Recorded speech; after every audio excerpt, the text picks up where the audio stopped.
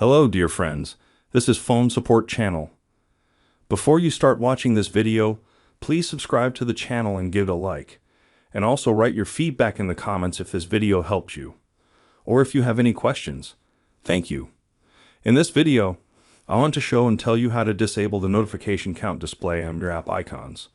For example, you have an app called Mail, and it displays the number of unread messages.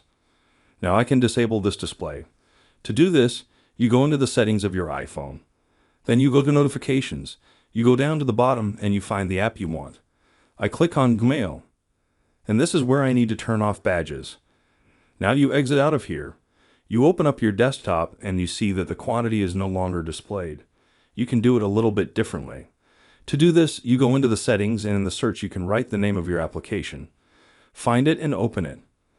Here you also click on Notifications. And there's a button here too. Badges.